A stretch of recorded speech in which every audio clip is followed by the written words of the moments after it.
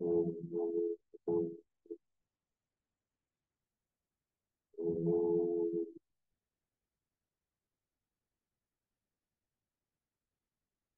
Sadashiva-Samarambham Shankaracharya-Madhyamam Tasmadacharya-Paryantam Vande Guru-Paramparam Vande Guru-Paramparam Samasta-Jana-Kalyane Niratam Karunamayam Namami Chinmayam Devam Satgurum Brahma-Vidparam Gurur Brahma Gurur Vishnu Gurur Devo Maheshwarah Guru Sakshat Param Brahma Tasmai Shri Gurave Namaha Tasmai Shri Gurave Namaha Mukam karoti vacharam pangum langayate giri yatkripatamaham bande paramanandamaadav paramanandamaadav.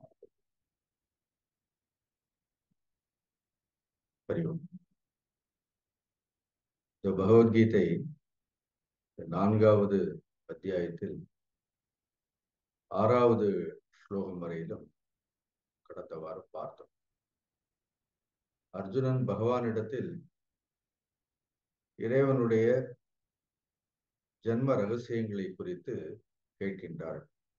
ஏன்னா பகவான் இந்த உயர்ந்த ஞானத்தை யோகத்தை நான் முன்பு விவஸ்வானுக்கு கொடுத்தேன் என்று சொன்ன பொழுது எவ்வாறு விவஸ்வானுக்கு இந்த ஞானத்தை தங்களால் கொடுத்தருள முடிந்தது கேட்டார். அப்ப பகவான் சொன்னார், பகுநீமே வெதீதானி ஜன்மானி தவசார்ஜுன தானியகம் வேத சர்வாணி நத்வம் வேத பரந்தப. அர்ஜுனா, என்னுடையதும் உன்னுடையதுமாக பல ஜன்மங்கள் கடந்து விட்டது. நான் என்னுடைய எல்லா பிறவைகளையும் என்னுடைய ஞான சக்தியினால் நான் அறிகின்றேன். நீ அவற்றை அறியாமல் இருக்கின்றாய் என்று இந்த ஜீவனுக்கும் ஈஸ்வரனுக்கும் இருக்கக்கூடிய வேறுபாட்டினை விளக்கக்கூடிய விதமாக கூறினார். என்னுடைய ஞான சக்தியானது அறிவாற்றல் என்பது கர்மங்களினால், பாவங்களினால், புண்ணியங்களினால், தர்ம அதர்மங்களினால் ஒரு பொழுதும் தடைபடுவது கிடையாது. ஆகவே எல்லாவற்றையும் நான் நினைவில் வைத்துக் கொண்டிருக்கின்றேன். பகவான் தன்னுடைய ஜென்மங்களை மட்டும் கிடையாது, தன்னை சுற்றி இருக்கக்கூடிய எல்லா ஜீவராசிகளுடைய ஜென்மங்களும் கூட அவற்றோடு அவருக்கு இருக்கக்கூடிய ஒரு தொடர்புகளை கூட அவர் நினைவில் வைத்திருக்கின்றார். ஒரு குருவிற்கு கூட தன்னுடைய ஜென்மங்கள் மட்டும் கிடையாது, தன்னை சுற்றி இருக்கக்கூடிய தன்னுடைய சீடர்களுடைய ஜென்மங்கள், அந்த சீடர்களுக்கும் தங்களுக்கும் இருக்கக்கூடிய தொடர்புகளை எல்லாம் கூட எப்பொழுதும் அறிந்திருக்கக்கூடிய வாய்ப்புகள் இருக்கின்றது என்று பார்த்தோம். மீண்டும் அர்ஜுனனுக்கு இன்னொரு கேள்வி. சாமான்யமான ஜீவன்களுக்கு பாபங்கள், புண்ணியங்கள், தர்மங்கள், அதர்மங்கள் போன்ற கர்மங்கள் எல்லாம் இருக்கக்கூடிய காரணத்தினால் பிறவைகளை எல்லாம் எடுக்கின்றது. ஆனால் பகவானாகிய தாங்கள் நித்திய சுத்த புத்த முக்த ஸ்வரூபர்களாக இருக்கின்றீர்கள். ஆனால் தாங்கள் பிறவி எடுப்பதற்கு என்ன காரணம்? So there is no need for you to take this birth, because you are always eternal and you are effulgent being. You know everything. You are ever liberated. You are not bound by any karma. Then why should you take this birth? எதற்காக இந்த பிறவியை எடுக்க வேண்டும் என்று சொல்லும் பொழுது, so there must be a need. பகவான் இந்த அவதாரத்தை எடுக்கின்றார், பகவான் பிறவியை எடுக்கின்றார் என்றால் அதற்கு என்ன இருக்க வேண்டும் என்றால் ஒரு தேவை இருக்க வேண்டும். So there must be a purpose to fulfill. So without purpose, the Lord doesn't take any birth. So we also take birth. Even after taking the birth, we don't know what is our purpose. That is our problem. But with respect to the Lord, he takes birth and he knows what is the purpose of his coming down. And when he leaves this body and he fulfills all the purpose for which he has descended. எந்த ஒரு காரணத்திற்காக அவர் இந்த பூமியில் பிறந்திருந்தாரோ அந்த காரணத்தை எல்லாம் முழுமையாக நிறைவேற்றி விட்டார். அந்த நேரத்தில் you cannot complete everything, but the purpose for which he has taken that human body, that he always fulfills, and he just leaves. அதுதான் ஜீவனுக்கும் ஈஸ்வரனுக்கும் இருக்கக்கூடிய ஒரு வித்தியாசம். ஸோ ஜீவன்களுக்கு அநேக நேரங்களில் தன்னுடைய பிறவியினுடைய காரணங்கள் அதற்கு தெரிவது கூட கிடையாது. அந்த காரணங்களை எல்லாம் முழுமையாக நிறைவேற்றி விட்டோமான்னு நமக்கு தெரியறதில்லை. அதனால்தான் மீண்டும் மீண்டும் அது பிறந்து கொண்டே இருக்கின்றதுன்னு பகவான் அதை சொல்லும் பொழுது அழகாக சொன்னார். அஜோபி சன் அவ்யயாத்மா பூதானாம் ஈஸ்வரோபி சன் பிரகிருதியும் சுவாமதிஷ்டாய சம்பவாமி ஆத்ம மாயையார். அழகான ஸ்லோகம். சம்பவாமி என்றால் என்னை நானே சிருஷ்டித்துக் கொள்கின்றேன். என்னுடைய மாயையிலிருந்து என்னை சிருஷ்டித்துக் கொண்டு என்னுடைய பிரகிருதியை, என்னுடைய இயல்புகளை நான் முழுமையான கட்டுப்பாட்டில் நான் வைத்திருக்கின்றேன் என்று இதை நாம் கடந்த வாரம் பார்க்கும் பொழுது இந்த ஜீவனுக்கும் ஈஸ்வரனுக்கும் உள்ள வித்தியாசம் என்னன்னு பார்த்தோம். ஜீவ இஸ் பவாமின்னு பார்த்தோம், ஈஸ்வர இஸ் சம்பவாமி என்று பார்த்தோம். இப்ப நான் கூட சொன்னேன், இப்போ பொதுவாக இந்த பிரகிருதி மாயை என்று 2 வார்த்தைகள் இந்த ஸ்லோகத்தில் பயன்படுத்தப்பட்டிருக்கின்றது. இந்த இரண்டுமே ஒரு நிலையிலிருந்து பார்த்தோன்னா வேறு வேறு கிடையாது.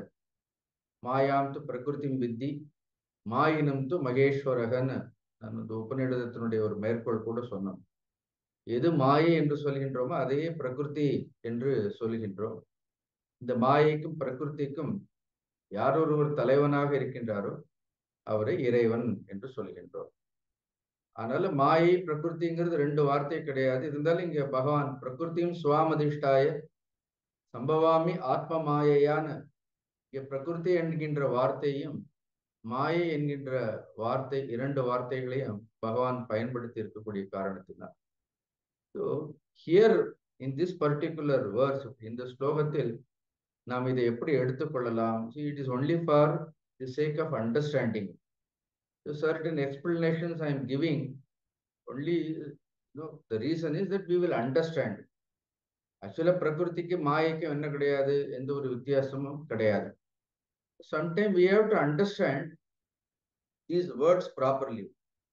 Therefore, for our better understanding of this particular sloka, இந்த ஸ்லோகத்தை புரிந்து கொள்ளணுங்கிறதுக்காக I just take Maya as the cause and Prakriti as the effect. மாயையை ஒரு காரணமாகவும் பிரகிருதியை ஒரு காரியமாகவும் எடுத்துக்கொள்கின்றேன். இன்ஃபேக்ட் இட் இஸ் நாட் காரண காரியங்களாக சொல்ல முடியாது. Because there is no difference between Maya and Prakriti. I repeat it, நாம் புரிந்து கொள்ளணுங்கிறதுக்காக இங்கே ஒரு மாயையை ஒரு காரணமாகவும் பிரகிருதியை நம்முடைய இயல்புகளை ஒரு காரியமாகவும் நம்ம எடுத்துக்கொள்வோம். பகவான் என்ன சொல்றார்? சம்பவாமி ஆத்ம மாயையா, நான் என்னுடைய மாயையினால் என்னை சிருஷ்டித்துக் கொள்கின்றேன். What is the next statement? பிரகிருதியும் சுவாமதிஷ்டாய, என்னுடைய பிரகிருதியை முழுமையாக என்னுடைய கட்டுப்பாட்டில் வைத்துக் கொண்டு என்னுடைய மாயையினால் என்னை நானே சிருஷ்டித்துக் கொள்கின்றேன் என்று சொல்லும் பொழுது முதலில் அவருக்கு மாயை அவருடைய கட்டுப்பாட்டில் இருக்கின்றது. அதனால என்ன ஆகுது? பிரகிருதியும் அவருடைய கட்டுப்பாட்டிற்குள் வந்து விடுகின்றது. In our case, what is the problem? Since the Maya is not under our control, our Prakriti is also not under our control. நமக்கு மாயைங்கிறது நம்முடைய கட்டுப்பாட்டில் இல்லாத காரணத்தினால் நம்முடைய இயல்புகளை நம்மால் கட்டுப்படுத்த இயலவில்லை. பகவானிற்கு மாயை அவருடைய கட்டுப்பாட்டிலேயே இருக்கக்கூடிய காரணத்தினால் he knows the illusory nature of this Brahman, பிரம்ம வஸ்துவனுடைய ஒரு மாயா சக்தியை அவர் முழுமையாக அறிந்திருக்கக்கூடிய காரணத்தினால் பிரகிருத்தின்னு என்ன அர்த்தம்? திரிகுணாத்மிகா பிரகிருத்தின்னு பார்த்தோம். மாயையும் திரிகுணாத்மிகா, பிரகிருத்தியும் திரிகுணாத்மிகா, ஒன்னும் வித்தியாசம் கிடையாது. ஆனால் இந்த சத்துவம் ரஜஸ் தமஸ் என்கின்ற இந்த இயல்புகளை எல்லாம் என்ன பண்றாரு அப்படின்னா கட்டுப்பாட்டில் வைத்திருக்கின்றார்.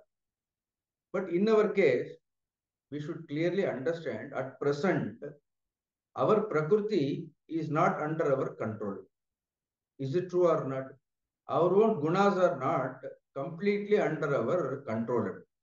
நம்மளுடைய குணங்களை நாம் நம்முடைய கட்டுப்பாட்டில் வைத்திருக்க இயலவில்லை. Sometimes our own nature, they work against us. Sometimes our own nature revolt against us. Is it not true? Leave alone the people sitting next to us, just people sitting, just opposite to us. நம்முடைய அருகில் இருப்பவர்களோ அல்லது நம்மளுடைய எதிரில் இருப்பவர்களை எல்லாம் விட்டு விடுங்கள். சில நேரம் நம்முடைய இயல்புகள், what we call it as my own nature, எதை என்னுடைய இயல்புகளாக நான் கருதுகின்றேனோ, என்னுடைய இயல்புகளே சில நேரங்களில் எனக்கு விரோதமாக செயல்படுகின்றது, முழுக்க முழுக்க எனக்கு எதிராக செயல்படுகின்றது. அதுவும் எனக்குள்ளே இருந்து கொண்டு என்னுடைய இயல்பையே என்னால் கட்டுப்படுத்த இயலவில்லை என்றால், என்னுடைய அருகில் இருக்கக்கூடியவர்கள், என்னுடைய எதிரில் இருக்கக்கூடியவர்களுடைய இயல்புகளை எல்லாம் நாம் எவ்வாறு கட்டுப்படுத்த முடியும்? கட்டுப்படுத்த முடியாது. Now the only question is, so why I am not able to control my own nature? என்னால் என்னுடைய இயல்புகளை கட்டுப்படுத்த முடியாமல் போவதற்கு என்ன காரணம்? இந்த இயல்புகள் எனக்கு விரோதமாக, எனக்கு எதிராக செயல்படுவதற்கு என்ன காரணம்? ஒன் இஸ் கால்ட் மை பிரகிருதி. அப்ப நான் ஏற்கனவே என்ன சொன்னேன்? பிரகிருதிங்கிறது ஒரு காரியமாக எடுத்துக்கொண்டோம் என்றால், for this shloka, this Prakriti is under the clutches of the மாயா.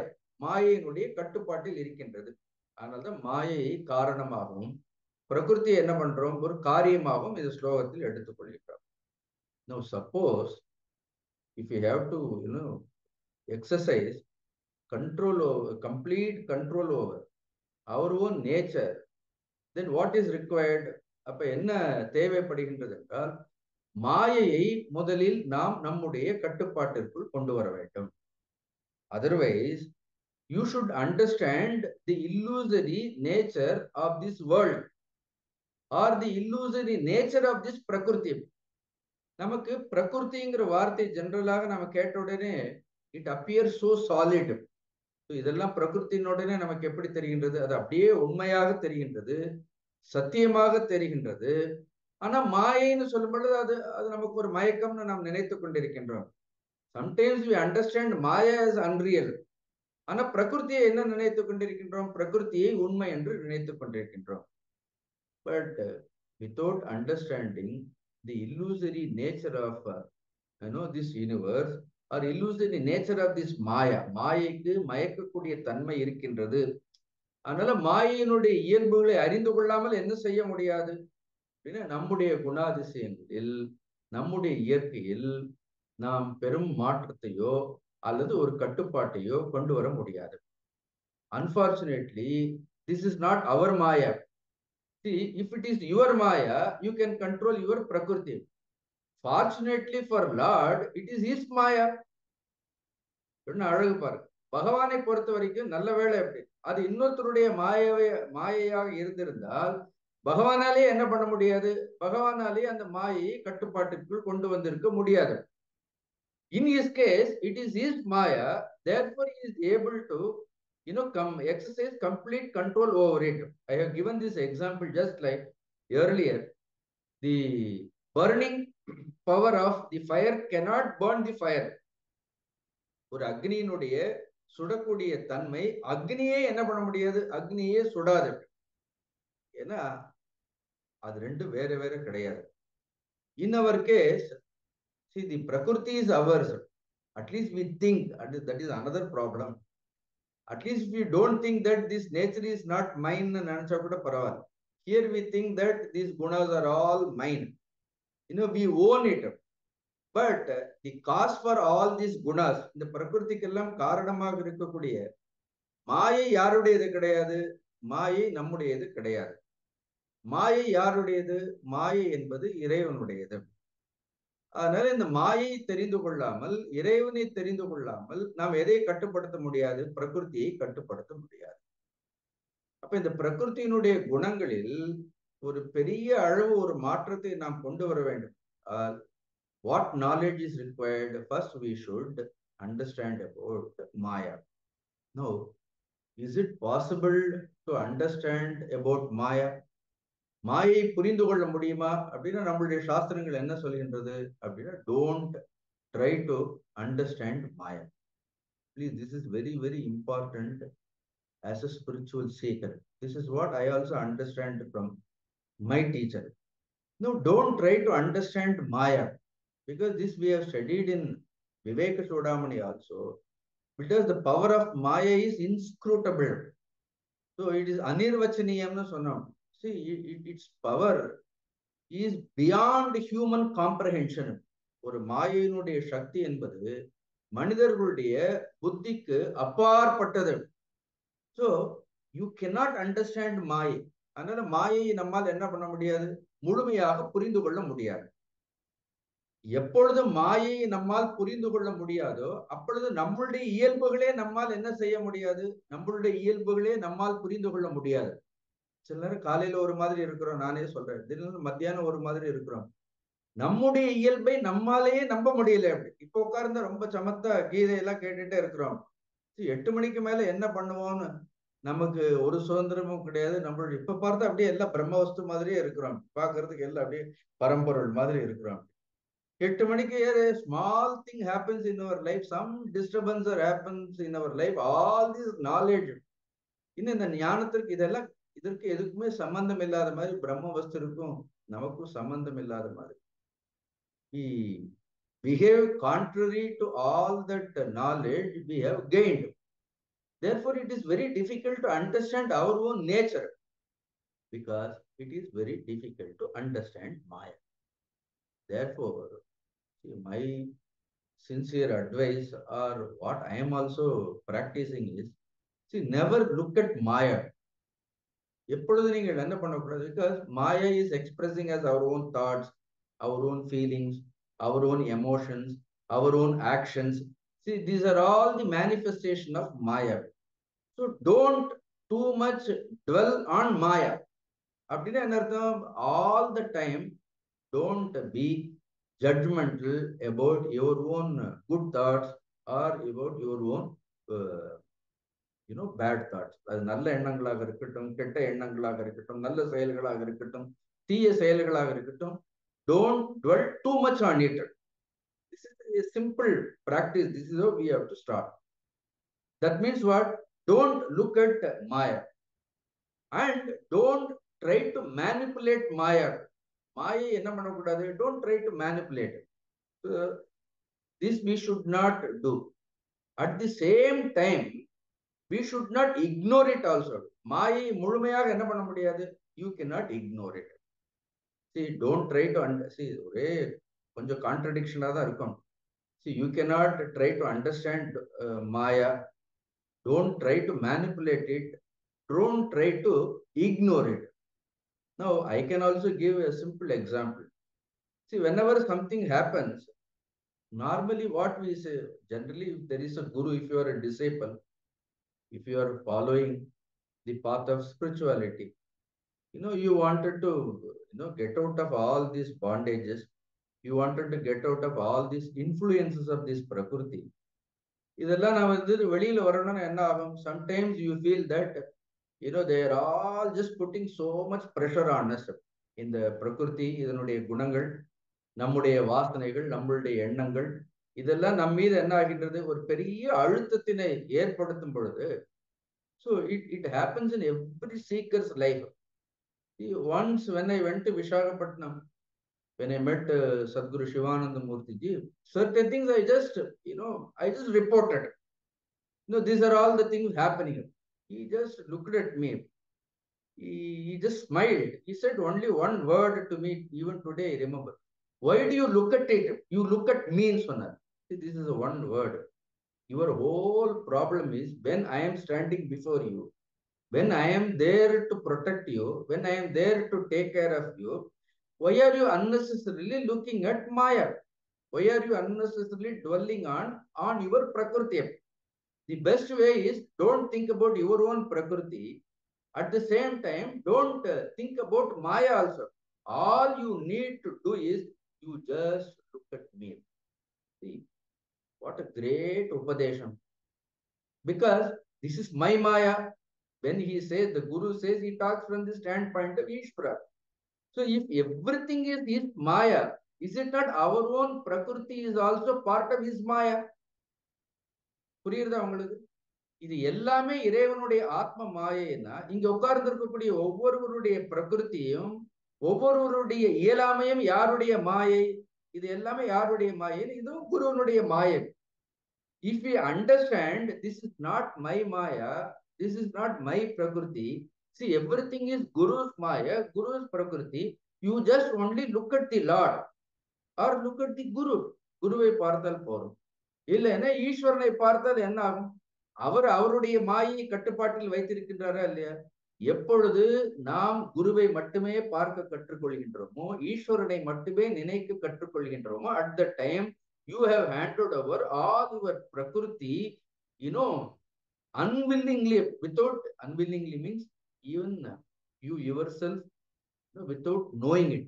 நாம் அதை அறியாமலேயே நம்முடைய கவனத்தை முழுமையாக குருவினிடத்தில் வைப்பதன் மூலமாக நம்முடைய பிரகிருதியை அவருக்கு கொடுத்து விட்டோம். No, it is his prakriti. No, he will handle it.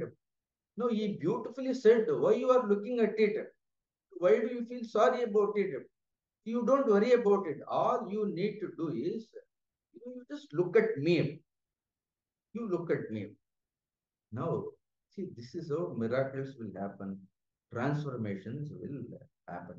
So this is what exactly Krishna also tells Arjuna in 7th chapter. 7வது அத்தியாயத்தில் இதே தான் சொல்றார். தெய்வீ ஏஷா குணமயி மமமாயா துரத்யயா. All these குணமயி மாயா, இந்த பிரகிருத்தினுடைய மாயை எல்லாம், இந்த பிரகிருத்தினுடைய குணங்கள் எல்லாம் என்ன? தெய்வீகமான குணங்கள். தெய்வீ ஏஷான்னு சொல்லிட்டார். தெய்வீ ஏஷா குணமயி மமமாயா துரத்யயா. அந்த மாயையை, அந்த பிரகிருத்தியை உன்னால் கடக்க முடியாது. எது ஒன்றை நம்மால் கடக்கவே முடியாதோ, then why you look at it? See, if there is a huge river, you have to cross over it, and you also don't know swimming. நமக்கு நீச்சலே தெரியலன்னா இடுப்புல கையை வச்சுட்டு இது எப்படி கடக்கிறது, எப்படி கடக்கிறதுன்னு, ஏன்னா அந்த அவ்வளவு பெரிய நதியை பார்த்து கொண்டிருப்பதை காட்டிலும் அங்கே ஒருத்தர் என்ன பண்ணுவார், ஒரு படகு வச்சுட்டு உட்கார்ந்து இருப்பார். You just look at him. You don't look at about the vast, ocean or the river. There is one boatman is sitting with the boat. All you have to do is don't look at the boat also. Just look at the boatman. Have faith in his capabilities. Completely, willingly you just surrender to him. That's what I'm saying. Don't try to manipulate. Don't just look at it. At the same time, don't ignore it also. Appa, when I say don't manipulate it, don't look at it, அப்படின்னா என்ன அர்த்தம்? அதுக்கு என்ன அர்த்தம்? மாயை பார்க்க வேண்டாம். Don't go on try to manipulate it. Just look at the Mayavi. So there is a மாயாவி. புரியுது உங்களுக்கு? Our attention should be only on the Ishvara. We should not think about Maya. We should not discuss about Maya. That means what? We should not சொல்றது, வாழ்க்கையில் எப்பொழுதும் நம்மளுடைய குறைகளையே குறித்து சிந்தித்துக் கொண்டே இருக்காமல், நம்மளுடைய பிரச்சனைகளே குறித்து ஆலோசனை செய்து கொண்டே இருக்காமல், இன்ஷால் விலாபனம்னு சொல்றோம், புலம்பாமல், whatever happens, then see, sometimes we listen all these things, but we don't have that much faith. To be a faithful person also needs a tremendous strength. So faith belongs to a very strong personality. A weaklings cannot have faith. நம்ம ஏதோ ஃபெய்த்ங்கிறது ரொம்ப சாதாரணமாக நினைக்கிறோம். நம்பிக்கைங்கிறது ஒரு சாதாரணமான விஷயமாக நினைத்து கொண்டிருக்கின்றோம். பலவீனர்களால் நம்பிக்கைங்கிறது அவர்களை பழகவே முடியாது. Even to have faith in Lord, or even to have faith, complete faith in the Guru, one must have a tremendous strength. No, my Guru told me, you just look at me. Then we have to just look at him. So why should I think about Maya? Why should I discuss about Maya? Therefore, the chapter of Maya is removed from my syllabus. I have removed this particular chapter called, syllabus, particular chapter from my syllabus. Now remove panni eduthu vechu. Now whatever happens, let it happen. Now there are certain instructions. Now at the same time we say that don't ignore it also. And the மாயை என்ன பண்ணாது? Ignore பண்ணக்கூடாது, மாயை நிராகரிக்க கூடாது. When we say don't ignore it, then what I say, what is the meaning of it? See, when we act in this world, we should ரொம்ப கவனமாக ஒரு குருவினுடைய உபதேசங்களை, ஒரு தர்ம அதர்மங்களை எல்லாம் கருத்தில் கொண்டு என்ன பண்ணணும்? When you act, you just act carefully. Just do your duty with all your responsibilities. You try to be pure. You try to be noble. See, what is inside all that vasanas, அது எப்படி வெளியில வருது அதை பற்றிலாம் நமக்கு ஒண்ணுமே தெரியாது. We do not know. So as far as all these vasanas are concerned, all these desires are concerned, all that you just hand over to him. And you pray to him. You look at him. Even if some transformation has to happen, you seek his grace. அனந்த திருமூலர்ல கூட நாம படிக்கும் பொழுது எதையும் என்ன பண்ண முடியாது, அறிவால் எதையும் அறிய முடியாது. எதனால் அறிய முடியும் அப்படின்னா இறைவனுடைய அருளினால் அறிய. You got it? See, when Lord makes this statement, கவனமா பிரகிருதிம் ஸ்வாமதிஷ்டாய சம்பவாமி ஆத்ம மாயையான, it is his maya. Therefore, it is his prakriti. Since it is his prakriti, he keeps all his maya. He is able to keep all his prakriti also under his control. அவரால் பிரகிருதி என்ன பண்ண முடியுது, தன்னுடைய கட்டுப்பாட்டில் வைக்க முடிகின்றது, நினைத்த காரியத்தை செய்ய முடிகின்றது. Now, the prakriti, we think it is ours, nature is ours, but Maya is somebody. Maya is somebody. வீடு யாரோடையதோ, நாம இருக்கிறது மட்டும் என்ன, வாடகைக்கு மட்டும் நாம இருக்கிறோம். அப்படி இருக்கிறது நம்முடைய நிலைமை. மாயை ஒரு இடத்திலையும் பிரகிருதி ஒரு இடத்திலையும் ரெண்டும் சந்திக்காமல் இருந்தால் என்ன ஆகும்? இரண்டும் சந்திக்காமல் இருந்தால் கட்டுப்படுத்துவது கஷ்டம். ஆனால் இது யாருடைய, இந்த பிரகிருதிங்கிறது என்ன? இது பிரகிருதி என்பது ஈஸ்வரனுடைய மாயை. அப்ப நம்ம மாயையை கட்டுப்படுத்த நினைப்பதை காட்டிலும் பிரகிருதியை கட்டுப்படுத்துவதற்கு நினைப்பதை காட்டிலும் all the time we must look at the God or we must look at the Guru. ஒரு ஆன்மீக சாதகர்களாக இருந்தால் இந்த பிரகிருதியிலிருந்து, இந்த மாயையிலிருந்து நாம் வெளியில் வர வேண்டும் என்றால் இந்த குருவை தவிர, ஈஸ்வரனை தவிர, அவரை சிந்திப்பதை தவிர, அவரை மட்டுமே நம்புவதை தவிர, அவரை பார்ப்பதை தவிர நமக்கு என்ன கிடையாது அப்படின்னு இரண்டாவதாக ஒரு வழி கிடையாது. நான்ய பந்தா விமுக்தய. There is no other path for liberation. Therefore, whatever you do throughout the day, whatever you do, எத்கரோஷி எதர்ஷ்னாஷி எஜ்ஜுகோஷி எத்தபஸ்யசின்னு பின்னாடி சொல்லுவாரு. தத்குருஷ்வ மதர்ப்பணம். அர்ஜுனா, நீ எதை செய்தாலும் சரி, நீ எதை உண்டாலும் சரி, நீ என்ன செய்தாலும் தத்குருஷ்வ மதர்ப்பணம். All the time, whatever you do, you just look at only the Lord. Try to please only the Lord. There is no need to please. I am just putting it as a word. No, there is no need to look at the world. There is no need to please the world. Therefore, don't manipulate this world. அதனால்தான் நம்ம ஆன்மீக சாதகர்களாக இருந்தால், to the extent we have to be extremely truthful. இருக்கணும். You cannot be a manipulative person. If you are a manipulative person, then we are far away from spirituality. So all the time this sloka teaches us, so this is not my maya, this is not my prakriti.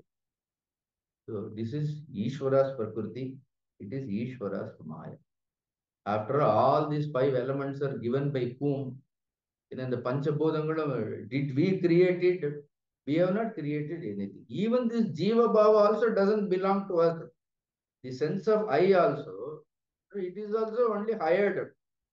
It is also, we are not the owners of this sense of I also. See, this also we have hired from only Ishvara. See, the sense of I also is hired from Ishvara. Then all the Panchabhutas, they also hired from the Ishvara. Panchabhutangal Ishvaranuடையது. இந்த ஜீவபாவம் ஈஸ்வரனுடையது.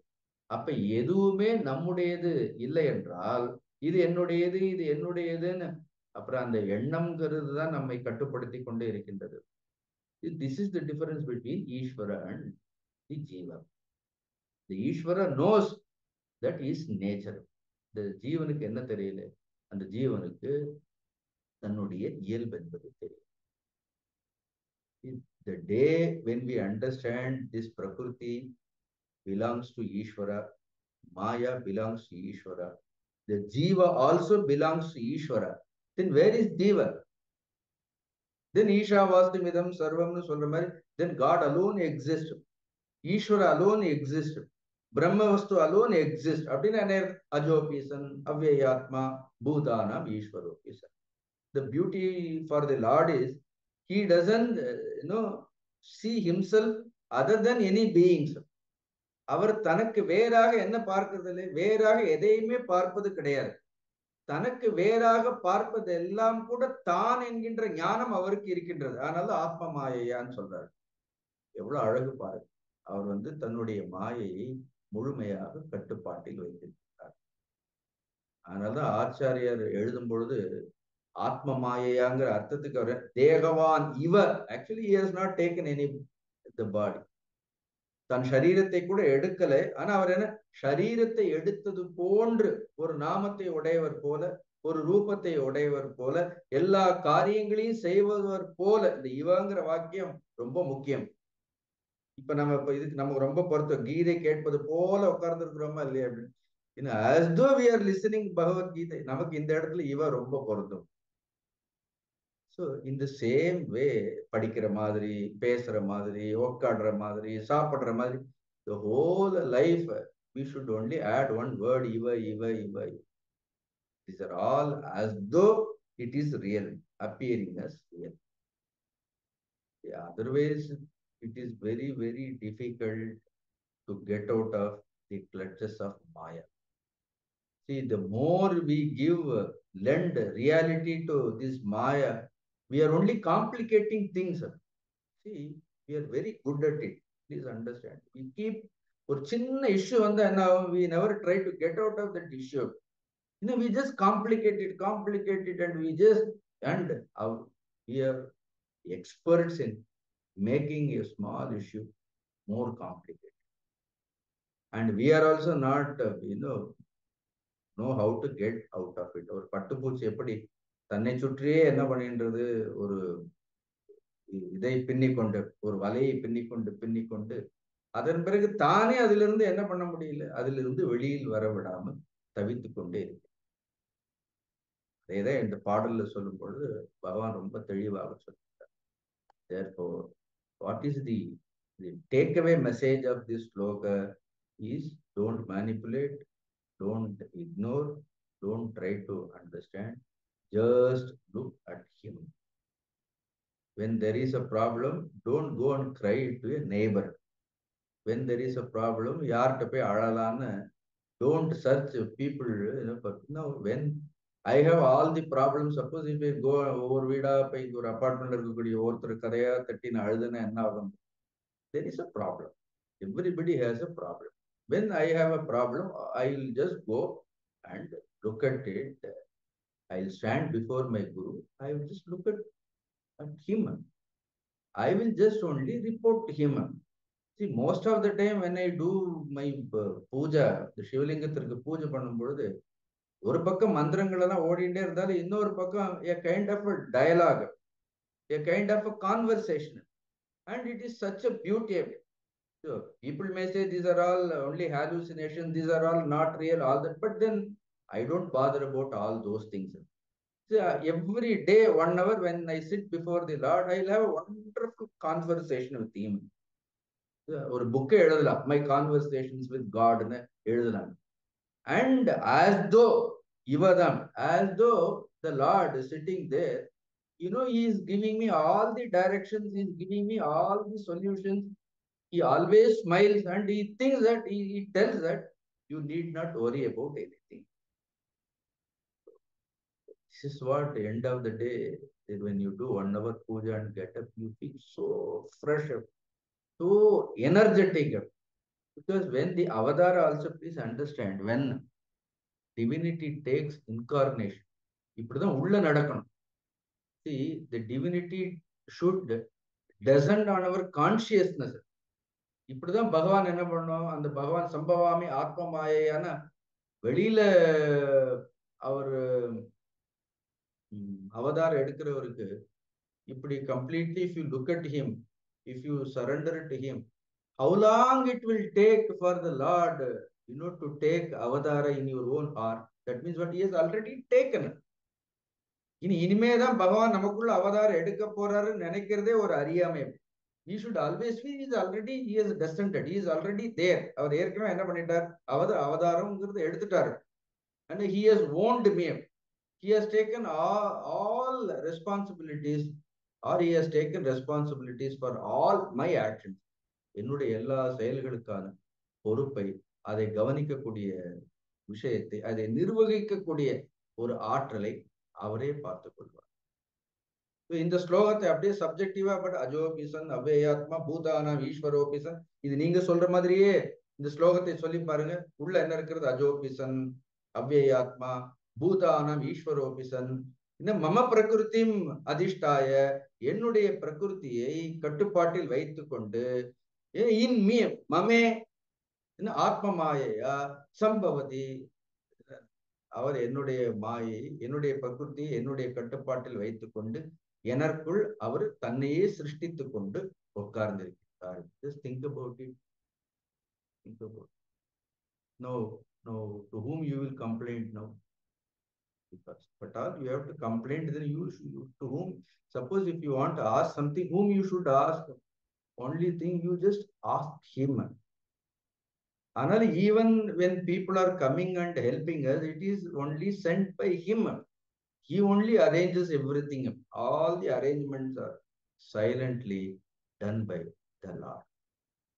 Because when he incarnates, please understand, this is very, very important. When he incarnates within our own heart, or when he incarnates in this world, அவர் நமக்குள்ள அவதாரம் எடுத்தாலும் சரி, இருக்கிறார் ஏற்கனவே, அவர் வெளியில் இருந்தாலும் சரி, then என்ன அர்த்தம்? He comes with a tremendous power. Divine incarnation possesses an extraordinary energy. It's a tremendous energy. As I told, he just comes with that purpose. அவருக்கு என்ன இருக்கிறது? ஒரு purpose. No, that purpose, when Lord incarnates in our own heart also, he doesn't look at our own happiness or unhappiness, our sorrows or happiness. He just looks at the whole bundle of vasanas. The Guru has the purpose. ஒரு குருன்னு ஒருத்தர் நம்முடைய வாழ்க்கையில வர்றாருன்னா, அது ஏதோ நம்மளுடைய இன்ப துன்பங்களில் பங்கெடுக்கிறதுக்காக அவர் வர்றது கிடையாது.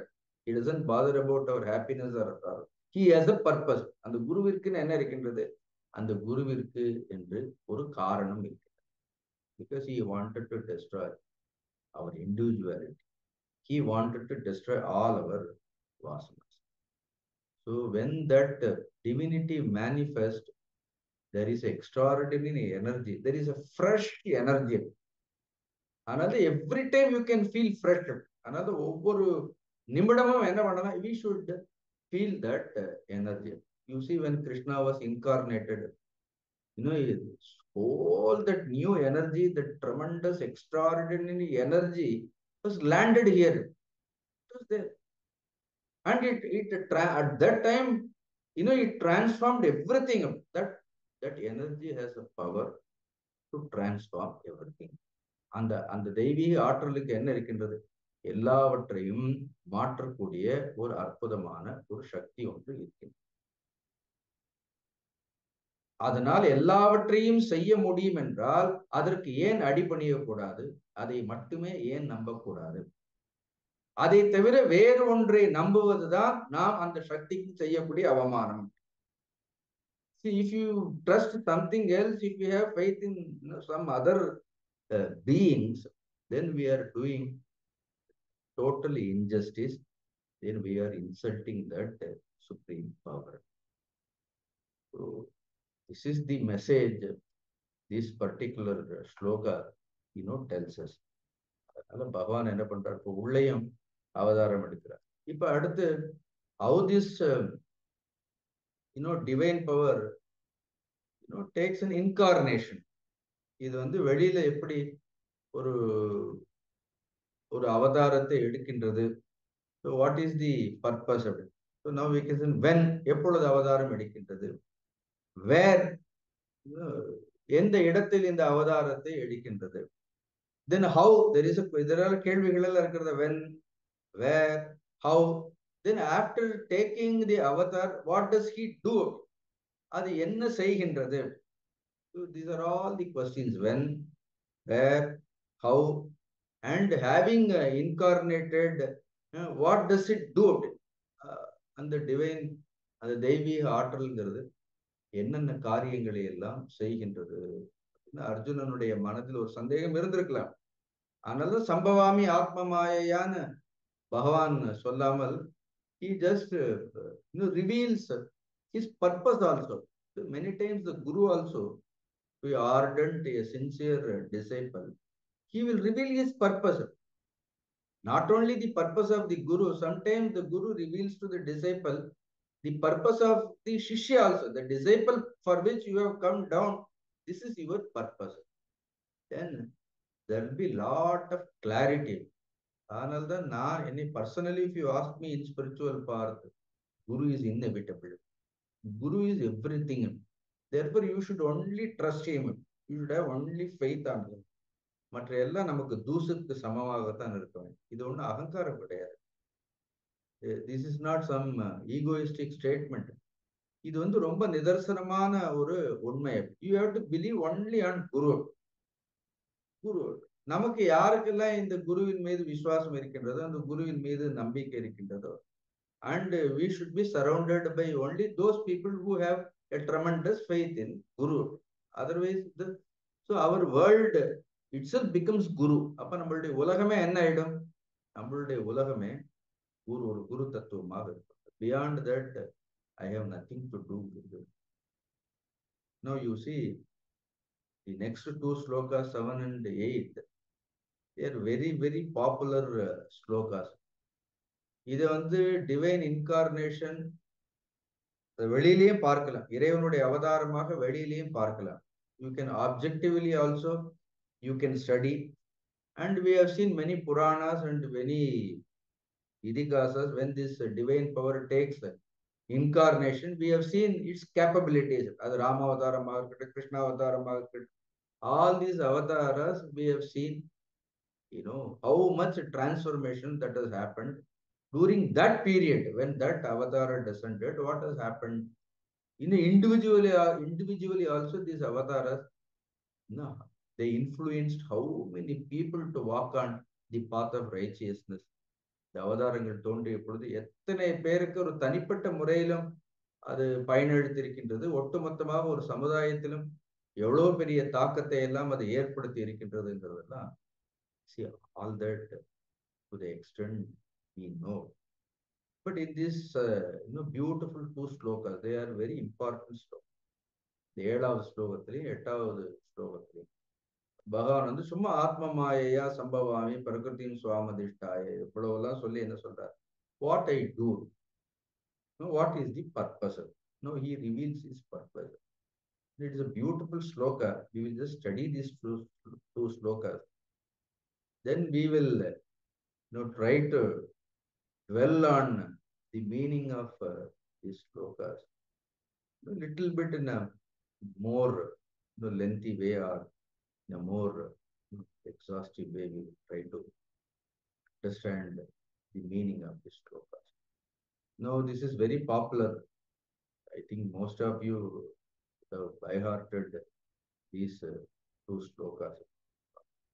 Yada yada hi dharmasya ग्लानिर्भवति Bharat अभ्युत्थानमधर्मस्य तदात्मानं सृजाम्यहं परित्राणाय साधूनां विनाशाय च दुष्कृतां धर्म संस्थापनार्थाय संभवामि युगे युगे. அழகா சொல்றார். ததாத்மானம் சுஜாமியகம் சம்பவாமி யுகே யுகே. ஒரே வார்த்தை சம்பவாமி, திருப்பி சொல்றாரு இல்லையா? சம்பவாமி, I manifest myself. Is there a free will அப்படின்னு கேட்டா பகவான் என்ன சொல்றாரு? Yes, there is a free will. Is a free will. Is it not our own stupidity also, our own free will? சில நேரங்களில் நாம் எடுக்கக்கூடிய எல்லா தவறான முடிவுகளும் அதுவும் நம்மளுடைய ஃப்ரீ வில் இல்லை. It is also born of our own free will. But the free ignorant will. But when the knowledge expresses its free will, ignorance-க்கு இப்படி ஒரு free will இருந்தா, when knowledge expresses its free will, அது எப்படி இருக்கும்? ஒரு அழகாக சொல்றார். அடுத்து சம்பவாமின்னு சொல்றார். ஸ்ருஜாமியகம், ரெண்டு ஒரே வார்த்தை. இந்த ஸ்ருஜாமியகம், ஸ்ருஜ மீன்ஸ் சிருஷ்டித்துக் கொள்வது. அந்த இங்கிலீஷ் வார்த்தை எப்போ இந்த சர்ஜ் அப்படின்னு சொல்றோம், it comes from ஸ்ருஜ only. That word, I surge forth, I just manifest. When you say sambhavami, srujami, when you utter these words in Sanskrit, it is an expression of great joy. It is not the expression of boredom. Sambhavami yuge yuge, அது படிக்கும் பொழுதே நம்ம அவ்வளவு பரிதாபமா படிப்போம். பரித்ராண. I don't know why sometimes when we chant, we just அந்த ஸ்லோகத்தை பிடிச்சு அவ்வளவு இழுப்போம். விதிதா கில சாஸ்திர சுதா ஜலதே, தட்சிணாமூர்த்தியே தூங்கி போயிடுவார். விதிதா கில சாஸ்திர சுதா ஜலதேன்னு சொல்ல மாட்டேன். we think that ரொம்ப இழுத்தோம்னா ரொம்ப நல்லது. யதா யதா ஹி தர்மஸ்ய, அது அவ்வளவுதான் போயிடுப்பா. when you say srujami, when you say sambhavami, காலையில நம்ம எழுந்திருக்கும் போது எப்படி எழுதணும்? we should just jump out of our bed. Every experience we must look up to it as an opportunity.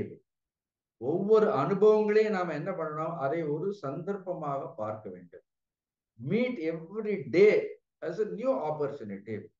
ஒவ்வொரு நாளையும் நமக்கு அது வழங்க போகின்ற ஒரு புது சந்தர்ப்பமாக பார்க்க வேண்டும். then என்ன ஆகும்? when you say sambhavami, srujami, then என்ன ஆகுது? there is no boredom at all. The beauty of the Lord is he never gets tired, he never gets bored.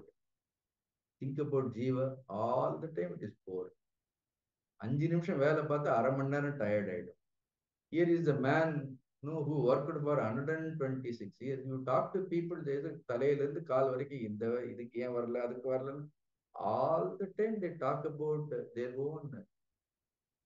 Such people, don't keep them around you. Those who talk about all the time their physical illness, all the time. நான் சொன்னேன் பிரகசன் இவர் 126 years he lived. So much he worked. Every moment is sambhavami. யுகே யுகேன்னா என்ன அர்த்தம்? வாரம் நமக்கு வாரத்துல ஒரு நாள் என்னைக்காவது நம்ம சிரிக்கிறதுக்கே நமக்கு வாரத்துல ஒரு நாள் ஆகும் சிரிக்கிறதுக்கு. சம்பவாமி யுகே யுகேன்னா டைம் டு டைம், எவ்ரி மூமெண்ட்னு அர்த்தம். இட் இஸ் நாட் ஏதோ ஒவ்வொரு சத்தியுகத்துல வருவார், அப்புறம் திரேதா யுகத்துல வருவார், அப்புறம் துவாபர யுகம், அப்புறம் கலியுகம்னு அர்த்தம் கிடையாது. UK UK means time to time. Now I always translate it as every moment. Every moment I am there. I am just standing right in front of you ன்னு சொல்றாரு. But how due to our own inadvertence, every moment, even though he stands before us, how conveniently we ignore him. எப்படி ஒரு நிமிஷம் அப்படி தள்ளிட்டு நம்ம ப்ராப்ளங்களை தான் பெருசா பேசிட்டே இருக்கிறோமே. Every time you talk about your problem, you are just projecting your own problem. Are you not ignoring God? Are you not ignoring the Guru? அதனால யாராவது ஏதாவது ப்ராப்ளம்னா உடனே நம்ம ஒரு பெரிய புத்தகத்தை திறந்துட வேண்டாம். If people ask, you just tell there is no problem at all. Absolutely no problem. Just let us learn to say it. ஒரு பிரச்சனையும் ஒண்ணும் இல்லை. Otherwise, he says, Sambhavami yuge yuge, putting Sambhavami yuge in every moment. That means what? See, I don't manifest, I am there nu solrar. Every moment I am already there. You are only, your utter delusion, your ignorance, you conveniently, you ignore me, you overlook me. Sometimes you think you are, bigger than me, so you start worrying about everything. Therefore, I don't worry. This is the beauty of Bhagavad Gita. Say that when Lord says Srujamyaham Sambhavami na enna artham? Sambhavami, he is that divine power is ever present. actually certain personalities in our life we just can't ignore. அப்படி இருக்கிறாங்களே இல்ல சில மனிதர்களை நாம சந்திக்கும் பொழுது, good people I am talking about, you just you just cannot ignore their presence. So they will have so much of that magnetic power. They will have that tremendous power. அவங்களை தாண்டி போக முடியாது, அவங்களை கடந்து போக முடியாது. Not seen Gurudev physically, I have not seen, therefore I am not talking much about him. But for me, the Guru Tattva is same. It is only one Lord expressing through many forms. So whether I talk about somebody else or Gurudev, for me, I don't see any differences. Now here the Lord says, Yada yada hi dharmasya glanir bhavati bharata abhyuttanama dharmasya tadatmanam sujami. இது அவதாரங்களை பற்றி சொல்லக்கூடியது. See, this concept of avatara or the aspect of avatara is very unique in our Hindu religion. It is, I can say to the extent it is an exclusive property of Hinduism, because we believe, Lord descending in human form. Of course, in other religion also it is there. They also consider, their prophets as sometimes they call only as a messenger of God and so on. Here we don't even call Krishna as the messenger of God and so on. We call him himself as God. அவரை நாம் பகவானாகவே சொல்லுவோம். So whether this concept of avatara or this aspect of avatara is very very very unique. மற்ற மதங்கள் இருக்கிற மாதிரியே தான் இருக்கின்றது. But in Hinduism, the beauty is we have so many Puranas.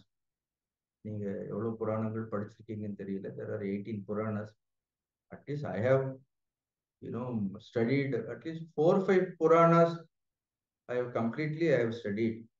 So the center theme of all these Puranas, they are centered on one divine incarnation. இப்போ விஷ்ணு புராணம் இருந்தா என்ன இருக்கும்?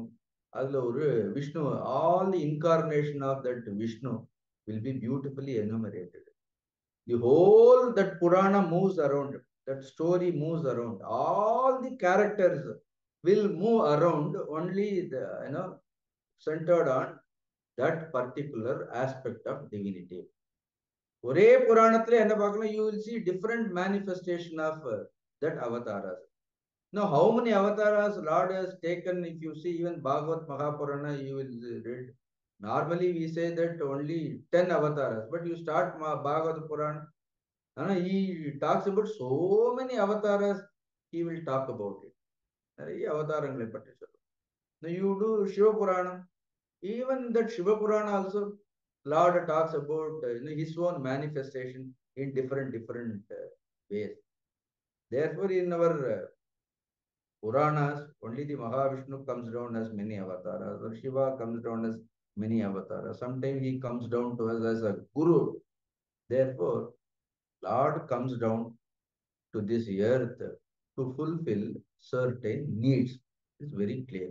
அந்த நேரத்தில் ஏதாவது ஒரு தேவைகள் இருந்தால் என்ன, அந்த தேவைகளை பூர்த்தி செய்வதற்கு அவர் அவதாரம் எடுக்கின்றார். அப்போ நான் ஏற்கனவே சொன்ன மாதிரி எப்பொழுது அவதாரம் எடுக்கிறார், எதற்காக அவதாரம் எடுக்கிறார், அந்த அவதாரம் எடுத்த பிறகு அவர் செய்யக்கூடிய காரியங்கள் எல்லாம் என்ன, அது ஜஸ்ட் இந்த ஸ்லோகத்தினுடைய அர்த்தம் மட்டும் பார்ப்போம். Now Lord says யதா யதா, 2 முறை சொல்றார். எப்பொழுது எப்பொழுதெல்லாம், whenever. So யதா யதா, so or you put only one whenever. So wheneverனாலே போறோம். யதா யதா, எப்பொழுது எப்பொழுதெல்லாம், இல்லைன்னா எப்பொழுதெல்லாம்னாலும் அதுதான். But then to just know that யதா யதா gives a little more emphasis on expression. அவ்வளவுதான். யதா யதா, எப்பொழுது எப்பொழுதெல்லாம். அடுத்த வார்த்தை என்ன? ஹீ. அந்த ஹீங்கிறது எப்படி இருக்கிறது? ஹீ என்ன? அது ஒரு நிச்சயத்தன்மையை சொல்லக்கூடியது. அது ஒரு நிச்சயமாக. ஆக்சுவலி எதா எதா ஹீன்னா நிச்சயத்தன்மையில ட்ரூலின்னு அர்த்தம். Is truly. So this is not just made up story கிடையாது. ஆல் திஸ் அவதாரங்கள் எல்லாம் ஏதோ கற்பனைகள் எல்லாம் கிடையாது. ஸோ எதா எதா இன்னொரு அர்த்தம் அந்த ஹீங்கிறதுக்கு he doesn't failன்னு சொல்றாங்க. So whenever there is a need, he certainly the Lord appears before you. அந்த திருமூலர் கூட சொல்ற அருள் மாயத்து முன்னி நின்றானே மொழிந்தேனேன்னு எவ்வளவு அழகாக சொல்வார். அருள் மாயத்து ஆத்ம மாயைக்கு சொல்றாரு. அருள் மாயத்தை தன்னுடைய ஆத்ம மாயினால் முன்னி நின்றானே, முன்னி நின்றான், என் முன்பு நின்றானே மொழிந்தேனேன். I just conversed with him. He says in all these saints and sages have experienced. இன்னும் அவங்க ஒன்றும் பொய் சொல்ல வேண்டிய அவசியம் கிடையாது. இங்கே என்ன சொல்ற ட்ரூலி. அந்த ஹீங்கிற வார்த்தை என்ன நிச்சயமாக. That means what? He never fails to surprise us. Only thing is எப்ப வேணாலும் எதாகின்னு என்னது எனி டைம்னு அர்த்தம். அப்படி வச்சு புரிஞ்சுக்கிறதுக்காக. ஸோ அவரு நாள் நட்சத்திரம் எல்லாம் குறிச்சிட்டுலாம் வரமாட்டார் அப்படி. So any moment, so 24 hours you must be ready, because anytime he may doesn't, in any form he may doesn't, how he will come, கதவு மூடி இருக்க வருவாரான்னு நினைக்க முடியாது. அந்த மண்டன மிஸ்ரா கதவையெல்லாம் மூடிட்டு என்ன அவங்க அப்பாவுக்கு ஸ்ரார்த்தம் பண்ணார் அப்படி. திடீர்னு பார்த்து சங்கராச்சாரியர் உள்ள போயிட்டார் அப்படி. ஸோ தட் மண்டன மிஸ்ரா குதோ முண்டின்னு கேட்பார் அப்படி. See, there is an interesting argument. அதுல பார்த்தா ரொம்ப மண்டன மிஸ்ராவுக்கும் ஆதிசங்கருக்கும் you will ask குதோ முண்டின்னு, lord Shankara will give very sarcastic reply. But அதெல்லாம் இங்கே பேச மாட்டாரு. இந்த மொட்டை எங்க இருந்து வந்ததுன்னு கேட்பாரு அப்படி. குதோ முண்டின்னு எவ்ரிதிங் இஸ் க்ளோஸ்ட்.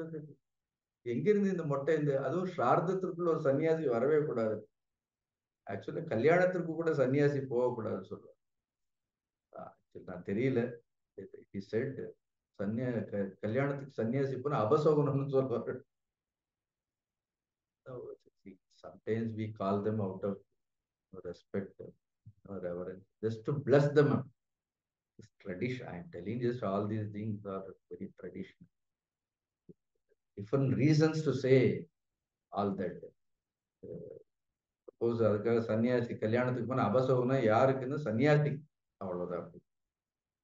என்ன விதவிதமா இருக்கும், இங்க நல்ல சாப்பாடெல்லாம் இருக்கும், எல்லாம் இருக்கும். Then you may get fascinated by all that. அப்படி எடுத்துக்கணும். So we don't know why I am telling it. We don't know when, where, what time, which form the Lord will come. So that is what the he. Yada yada he dharmasya glanihi bhavati. Dharmasya, dharmathanuடைய glani. Glani means hani in artham. So whenever there is a decline in dharma, either the dharma declines, தர்மமானது சரிவை சந்திக்கின்றதோ. ஆக்சுவலா தர்மத்திற்கு ஏதாவது கிளானி உண்டா அப்படின்னு நீங்க ஒரு கேள்வி கேட்கணும். ஸோ அது சரிவை சந்திக்கக்கூடியதாக இருந்தால் அது தர்மமாக இருக்க முடியுமா? அது தர்மமாக இருக்க முடியாது. ஆனா பகவான் யோகோ நஷ்ட பரந்தப்பன்னு முன்னாடி சொன்னார். அப்ப நான் அப்பவே சொன்னேன், யோகத்திற்கு நஷ்டம்னு ஒண்ணு இருக்கிறதா? யோகத்திற்கு நஷ்டம்னு ஒண்ணு கிடையாது. அப்ப தர்மத்திற்கு கிளானிங்கிறது கிடையாது. இப்ப இந்த 2 ஸ்லோகத்துல எவ்வளவு அழகாக சொல்றாரு பாருங்க. See, his first preference பாருங்க. அர்ஜுனனுக்கு சொல்லும்போது ச காலேன மகதா யோகோ நஷ்ட பரந்தப்ப ச ஏ வாய மயாத்தேத்ய என்ன புரோக்த புராதனகன்னு சொன்னார் இல்லையா? அதே யோகம் அது நஷ்டத்தை அடைந்தது, அதை உனக்கு நான் மீண்டும் சொல்வதற்காக நான் கூறுகின்றேன்னு சொல்ற. So the first and primary purpose for which Lord dozens is to revive this ஞானம், யோகா. அதுதான first purpose. Now it is always subjective. See, whenever Lord says that sloka, sa kalena magata nashtaga yoga prokta parantapa sa evaya mayatyadya yoga prokta puratanaga பகவான் அடுத்தடுத்த வரியில சொல்றார். அது முதல்ல the subjective incarnation of the Lord. So he tells the disciple, see, whenever you forget your own real nature, எப்பொழுதெல்லாம் நீ உன்னுடைய உண்மையான இயல்பினை, அதான யோகம், உண்மையான ஞானத்தினை நீ மறக்கின்றாயோ அப்பொழுது அப்பொழுதுதான் நான் உனக்குள் இருந்து கொண்டு என்ன செய்கின்றேன் அப்படின்னா, உனக்கு நீ மறந்த, நீ இழந்த அந்த ஞானத்தினை உனக்கு நான் நினைவுபடுத்துகிறேன். You understood? This is one purpose, which is the subjective incarnation of the Lord. Now when it comes objectively, then he says in the world, outer world, the inner world, it is yoga. Now what integrates a person internally is this knowledge. Externally what integrates this universe, இந்த உலகத்தை வந்து எது ஒருங்கிணைக்கின்றது அதை பார்ப்போம். அடுத்த வாரம் கொஞ்சம் விரிவாக பார்ப்போம். எது ஒருங்கிணைக்கின்றதுன்னா தர்மம். அதனால்தான் எப்பொழுதெல்லாம் தர்மம் சரிவை சந்திக்கின்றதோ அப்பொழுதெல்லாம் ததா ததா அப்பொழுது ஆத்மானம் என்னை சுருஜாமி அகம், என்னை நானே சிருஷ்டித்துக் கொள்கின்றேன். எதற்காக? அபியுத்தான அதர்மஸ்ய, அதர்மமானது எப்பொழுது அபியுத்த. See, when the dharma declines and when the adharma rises, எப்பொழுதுதான் அதர்மமானது மேலோங்கியும் தர்மமானது கீழாகவும் செல்கின்றது, அப்பொழுதெல்லாம் என்னை நான் சிருஷ்டித்துக் கொள்கின்றேன். இதை நம்ம விளக்கமாக அடுத்த வாரம் பார்ப்போம். சிருஷ்டித்துக் கொண்டு what is the purpose, what I do? He says பரித்ராணாய சாதுனா. He doesn't revive dharma directly. நேரடியாக பகவான் என்ன பண்றதில்ல, தர்மத்தை நேரடியாக நிலை நிறுத்துவது கிடையாது. See, the dharma is always established through dharmic people. See, when there are dharmic people are around, they only establish. Therefore he says paritranaya sadhuna. First, I protect the sadhus because they are the people who uphold this righteousness. Therefore Lord first protects only the noble people, good people. Vinashayaja dushkrutam, to destroy all the evil doers. யார் வந்து இந்த அதர்மத்திற்கு விரோதமான காரியங்களை எல்லாம் செய்கின்றார்களோ அவர்களை அழிப்பதற்காக. திருப்பி மூணாவது என்ன சொல்றார்? தர்ம சம்ஸ்தாபனார்த்தாய, in order to establish dharma firmly on this earth. இந்த உலகத்தில் மீண்டும் தர்மத்தை உறுதியாக நிலைநிறுத்துவதற்கு UK, time to time, every time, in different capacity, according to the need. Sometimes I myself will come with full power. Shodasha Kala Purushaganu சொல்வார்கள். The Lord is showed. I keep all my weapons. I come with all my powers. I completely descend as a Purana avatar if it is required. Or that means what he says, I am always available on earth. In a different forms, in a different capacity, according to the need of the world, according to the need of the people. But my presence is always there on earth. This earth is enlivened by my presence. So, யாருக்கு வேணுமோ அவர்களுக்கு அது என்ன கிடைக்கும்? அவர்களுக்கு அது it is always available for those who search, those who seek it. அதை தேடுபவர்களுக்கு, அதை நாடுபவர்களுக்கு it is always available. In some form it is available. This is the assurance.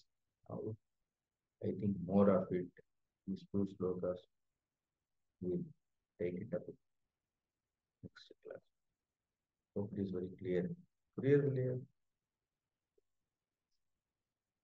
Om Purnamada Purnamidam Purnamudachyate Purnasya